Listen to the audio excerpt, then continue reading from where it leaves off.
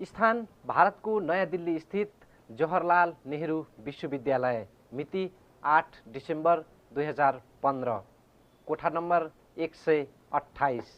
कार्यक्रमको नाम थियो नेपालको नयाँ संविधानमा मधेसी आकांक्षा, Madhesis aspirations in the new constitution of Nepal.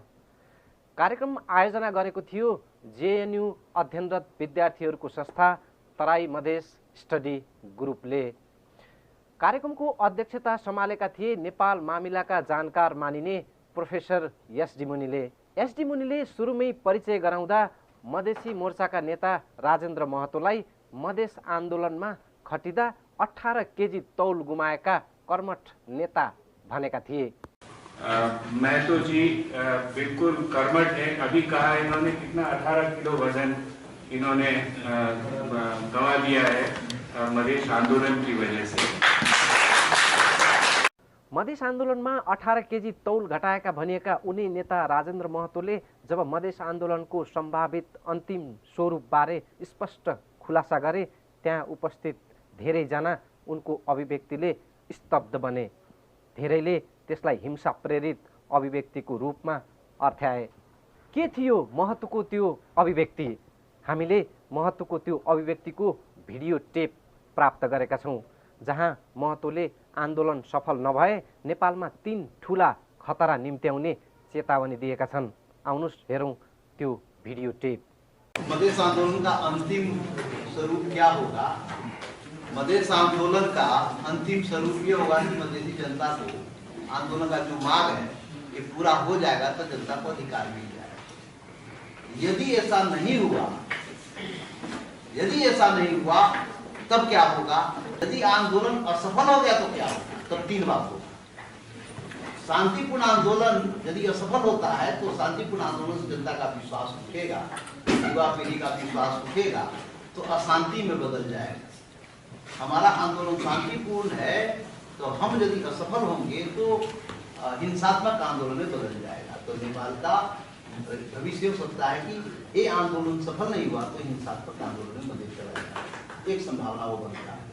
दूसरा संभावना बनता है कि हम एक देश के सोवरेनिटी के भीतर एक नेपाल के सोवरेनिटी के भीतर में हम प्रदेश की बात कर रहे हैं, स्वायत्त प्रदेश की बात कर रहे हैं, प्रदेश की बात कर रहे हैं, और मध्य प्रदेश भी जनता को नहीं मिलेगा।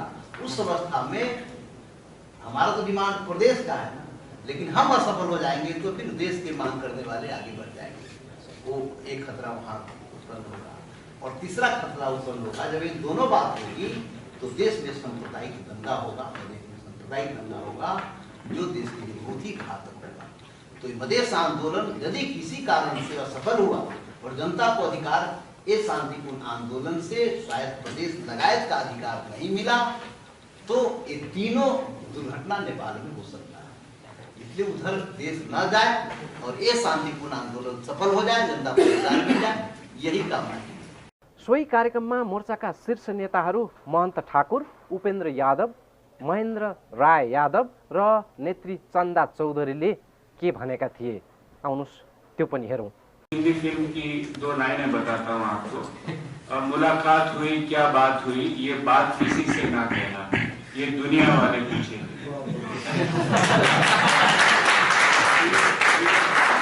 दुनिया वाले बैठे हैं, आपसे ये पूछेंगे कि अभी क्या बात करके आए, और इसलिए वो बात किसी से ना। तो ये इस गाने से इसलिए याद आ रहा है कि एक बहुत महत्वपूर्ण मीटिंग्स खत्म करके नेतागण आ रहे हैं और इसलिए जो भावी मूवमेंट की भूमिका है इसके बारे में कुछ तस्वीर साफ हो रही है, ऐसा लगता है। जो सवाल है वो शुरू अगर करें तो 2-3 सवाल हमारे दिमाग में हैं जो मेरे हिसाब से विद्यार्थियों के लिए जरूरी होंगे। पहली बात तो ये है कि आपकी बॉटम लाइन क्या है। आपने 11 पॉइंट का एक प्रस्ताव रखा है। सभी 11 पॉइंट आप ना ही भी समझाएं, उनको 2-3 बड़े गुंडों के रूप में ये बता दें कि इसके बिना हम समझौता कोई नहीं करें, किसी से समझौता नहीं करें। दूसरा प्रश्न जो हम लोगों के दिमाग में आता है वो ये आता है कि क्या इसके पीछे सारा मधेश का जनमत है जो आप 2-3 बड़े मुद्दे बनाएंगे, इसके बिना हम समझौता नहीं करेंगे। कहीं ऐसा तो नहीं है कि उसमें से आप में से ही नहीं, मधेश में और भी लोग हैं और भी यहाँ आते हैं, जवान लोगों के अलग अलग संगठन हैं, कुछ लोग बहुत क्या कहते हैं एक एक्सट्रीम पोजीशन भी लेना चाहते हैं, तो क्या वो सब आप समेट पाएंगे? सबको एक साथ लगेंगे, एक कंसेंसस उसमें बना हुआ है। तीसरा प्रश्न ये होता है कि अगर कहीं किसी ढंग से ये जो समझौता वार्ता अभी चल रही है, एक निकास निकालने का जो प्रयास चल रहा है, वो सफल नहीं हो। हम सब चाहते हैं कि वो सफल हो, हम सब की सद्भावना, हम सब का समर्थन आपके कॉज के साथ में, इसको आप मिसअंडरस्टैंड ना करें। लेकिन अगर वो सफल नहीं हो और नेपाल की सरकार फौज लगाकर उसका एक समाधान ढूंढना चाहे, तो आपके पास क्या उसका विकल्प होगा? और दूसरा, आज भारत आपके साथ खड़ा है। मैं आपको इस बात का विश्वास दिलाता हूं कि भारत सरकार ढुलमुल हो भी जाए तो भारत का नागरिक आपके साथ खड़ा है। और ये अक्सर हुआ है हिंदुस्तान में कि कई बार सरकारें, इंदिरा गांधी की सरकार ने बहुत सारे ऐसे कदम उठाए जो नेपाल के आंदोलन के पक्ष में नहीं थे। बाद में 1990 में भी कुछ लोग थे जिनकी राय दूसरे किस्म की थी। 2005-2006 में भी सरकार का रवैया धुंधला सा था कि क्या करना चाहिए, क्या नहीं करना चाहिए। लेकिन भारत की जनता आपके साथ में है। लेकिन अगर भारत भी आपका समर्थन छोड़ दे अपने सामरिक कारणों से, तो इन दोनों परिस्थितियों में आपका क्या विकल्प होगा? और अंतिम सवाल ये है, आप जिसका मर्जी चाहे उत्तर दें, जिसका नहीं मर्जी चाहे नहीं उत्तर दें। और आखिरी सवाल ये है कि आपने ये कहा भी है और हम सब मानते हैं कि जो आपके साथ हुआ है वो मंगोल किरात जो जनजाति है नेपाल की, उनके साथ भी हुआ। लेकिन वो आपके साथ कंधे से कंधा मिलाकर आज क्यों नहीं खड़े?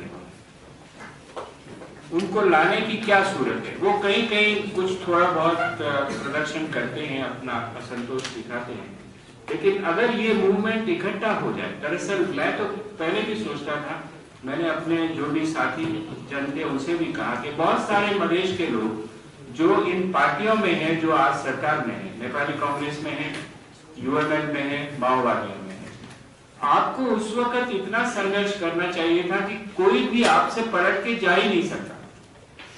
लेकिन वो सब गए, चाहे राजनीति के दबाव में, चाहे किसी के दबाव में, उन्होंने वोट भी दिया संविधान को। उनको रोका क्यों नहीं? उनके घरों में जाकर उनका घेराव क्यों नहीं? उनको इस बात का एहसास क्यों नहीं दिलाया कि ये मुद्दा तो आपका भी मुद्दा है?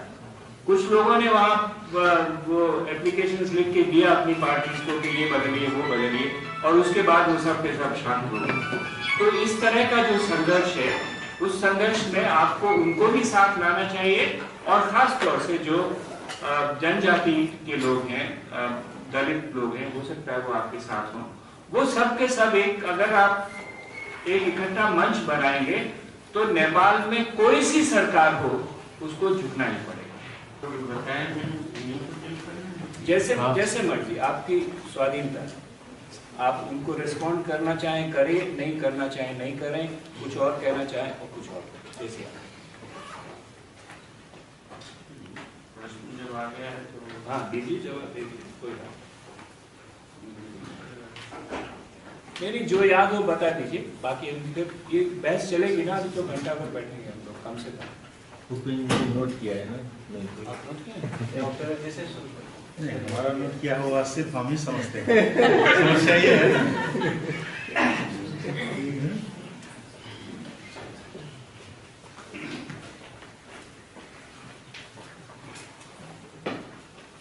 आदरणीय प्रोफेसर साहब तथा कार्यक्रम में उपस्थित मित्रों, मुझे बड़ी खुशी है कि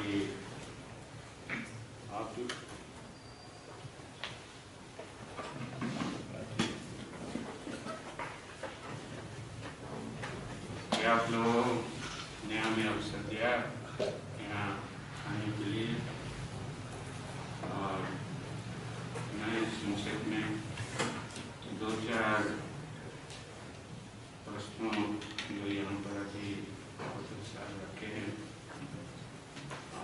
उस विषय में मैं अपना आप लोगों को प्रश्न करना चाहता हूँ अपनी तरफ से। तो सबसे पहले what is your bottom line? Is there a strong internal consensus in Madhesh? पहले इनको बता दीजिए what is your bottom line. हाँ, तो सबसे पहले हम लोगों का तो बॉटम लाइन जहाँ तक आते हैं तो हम लोग कोई नई बातें न उठाई नहीं है। हम लोगों का तो बॉटम लाइन सिर्फ इतना ही है कि जिन विषयों पर सहमति हो चुकी है, क्योंकि ये पहला मधेश आंदोलन नहीं है, इससे पहले भी जो है मधेश आंदोलन उसको विभिन्न नामों से, कभी इंसर्जेंसी मधेश इंसर्जेंसी कहा जाता है, कभी मधेश विद्रोह कहा जाता है, कभी मधेश आंदोलन कहा जाता है, कि जिस नाम से भी हो। और दोनों ही बार जो है राज्य के साथ जो है सीधा समझौता हुआ है। एक 22 बूंदे समझौता है और दूसरा जो है 8 बूंदे समझौता है। उसके बाद उनमें से बहुत सारी बातों को जो है आपको अंतरिम संविधान में अधिकार के रूप में जो है लाया गया था। तो हमारा जो बॉटम लाइन कहें या हम किस तरह का राज्य प्रोविंशियल स्टेट चाहते हैं, क्योंकि वो हम लोगों का ही देन है, मधेश का देन है, मधेश आंदोलन का देन है। तो इसलिए वही हमारा जो है बॉटम लाइन है कि जो हम लोगों से समझौता हो गया है उस समझौता को जो है सरकार कार्य रूप दे, संविधान में स्थान दे उसको, संवैधानिक को। जब उस संविधान में भी बहुत सारी बातें, सभी बातें नहीं लेकिन बहुत सारी बातें जो है संविधान में, अंतिम संविधान में जो है उसको लाया गया था। तो ऐसे बता कि जो बात में संविधान में पड़ गई है उसको जो है स्थान दे। और भी बहुत सारी चीजें हैं। और मैं जी प्रश्न ये है कि जो बॉटम लाइन का मतलब क्या कहना चाह रहा हूँ? बॉटम लाइन का मतलब ये है कि उससे कुछ भी कम होगा तो हम नहीं मानते, ये मतलब बिल्कुल साफ स्पष्ट।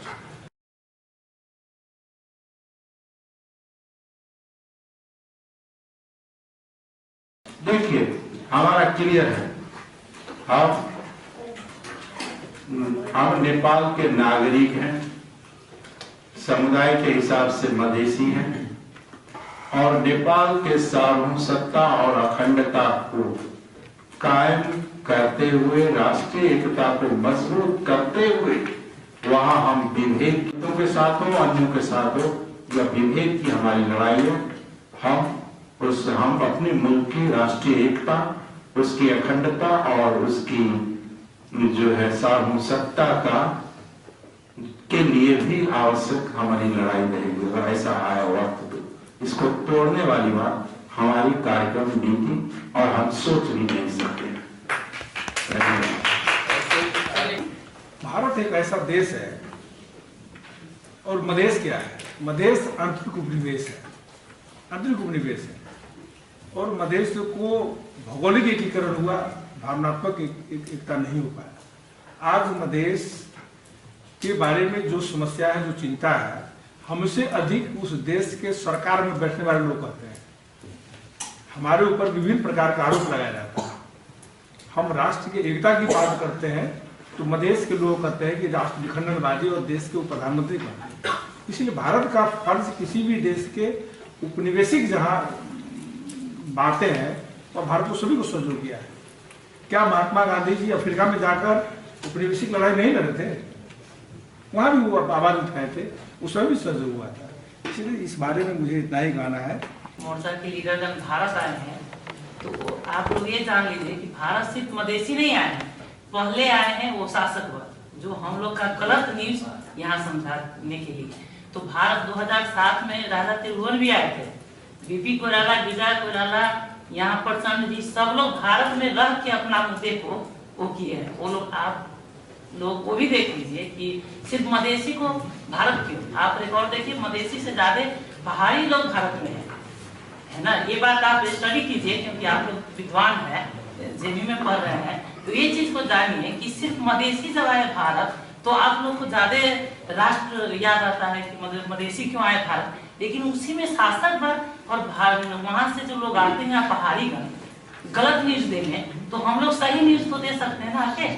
रही बात पहाड़ और मधेसी, तो जितना मधेश का भूमि यहाँ क्या कहते हैं भारत से जुड़ा हुआ है नजदीकी, उससे कहीं 300 किलो 200 किलोमीटर दूर पहाड़ है, तो ज्यादा मायने हम लोग रखते हैं कि भारत के जो बॉर्डर है उस पर कुछ होगा तो मधेसी और भारत दोनों को ज्यादा खतरा है, उन लोगों को कोई मतलब नहीं है। आज आप नाकाबंदी की बात किए हैं, तो नाकाबंदी में जितना मधेसी को कष्ट हो रहा है उतना पहाड़ी को नहीं है। चाहे वो 300 रुपए लीटर किन के भी तेल यूज कर रहे हैं, 200 रुपए लीटर कर रहे हैं, जितना ट्रक जा रहा है, कल आप सुषमा जी का सुने होंगे पूरा डिटेल, वो ट्रक काठमांडू जा रही है, न कि मधेश में रुक रही है। एक भी ट्रक इंसानियत के नाते भी उन लोगों ने ट्रक वहां नहीं रोक रहे हैं, सारा के सारा ट्रक जा रहा है काठमांडू और कोई दिक्कत नहीं उन लोगों को, खा रहे हैं। और मधेश में जो लोग बैठे हैं बॉर्डर पर, तो क्या उनको गोली मार के हटा दें? मधेश की धरती झापा से कंचनपुर तक मधेश की धरती है। वो मधेश की धरती प्रदेश वहीं बनेगा। मधेश वो मनांग मुस्तांग में मधेश प्रदेश नहीं बन सकता, हिमाल में नहीं बन सकता। मधेश प्रदेश मधेश की धरती पर ही बनेगा। जहाँ तक सवाल है वहाँ के लोग, तो वहाँ के लोग देखिए बहुत एक कटु बात है प्रदेश के मामले में, झापा मोरंग सुनसरी और कंचनपुर के अराली के संदर्भ में कहा जा रहा है कि वहाँ पहाड़ी की जनसंख्या ज्यादा होगा, इसलिए इसको पहाड़ी वर्ग मिला कहता है केपीओलियन कंपनी। यही बात कहते हैं कि झापा मोरंग सुनसरी मधेसी से ज्यादा पहाड़ी की आबादी हो गई, इसलिए पहाड़ी मिला दिया। अरे साहब 50 वर्ष पहले 6% पहाड़ी थे मधेश में, आज 36% हो गया। लेकिन मधेश में सभी मिल करके रह रहा है ना। आज तक हम साथ साथ रहे, मधेसी, पहाड़ी, दलित, जनजाति, बाहुन, क्षेत्री, सारा मधेश की धरती पर हम साथ रहे। आज प्रदेश बनाते वक्त आप क्यों अलग कर रहे हो झापा मोरंग सुनसरी को? पहाड़ी की आबादी ज्यादा हुई थे, पहाड़ी मिला दोगे क्या? तुम आए थे मधेश में जमीन लेकर आए थे क्या? बाहर से जब पहाड़ी आया मधेश में, विगत 50 वर्ष में वो जमीन लेकर नहीं आया था, खाली हाथ आया था। आज किसी को किसी प्रदेश में रहने का मन है, रह सकता है। कोई मध्य प्रदेश में न रहने का मन है, बाहर प्रदेश में रह सकता है। किसी को मध्य प्रदेश में आने का मन है, वहां रह सकता है। लेकिन धरती को तो उठाकर नहीं ले जा सकता ना। मधेश की धरती मध्य प्रदेश में रहेगा, मधेश की धरती पहाड़ी प्रदेश में नहीं जा सकता। एक इसमें क्लियर हो जाए, भिन्न की बात नहीं करते। यहाँ एक बंधु ने कहा कि गैस, पेट्रोल वगैरह, गैस और क्या कहते हैं वो सब खोल, कैसे खोल दे? 40 दिन तक तो हम आंदोलन किए मधेश बंद करके, और काठमांडू सुना नहीं, हमारी बात को बिल्कुल अनसुनी कर दी।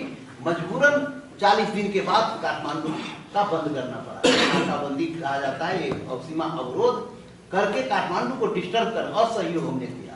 हाँ, मधेश आंदोलन ने काठमांडू को, राज्य को, सरकार को असहयोग किया कि हम यहाँ डिस्टर्ब करेंगे आपको। सरकार की दायित्व है आपूर्ति करवाना, वो आपूर्ति के लिए सहज करे, वो मधेश आंदोलन समझौता करे, आपको खुल जाएगा आपूर्ति। या दुनिया कहीं से लाना है, लाकर जनता को आपूर्ति करे ना, वो सरकार की दायित्व है। इसलिए ये जब तक डिमांड पूरा नहीं होगा, कोई नाकाबंदी क्या कहते हैं, ये हमारा आंदोलन कोई भी कार्यक्रम फिरता नहीं होने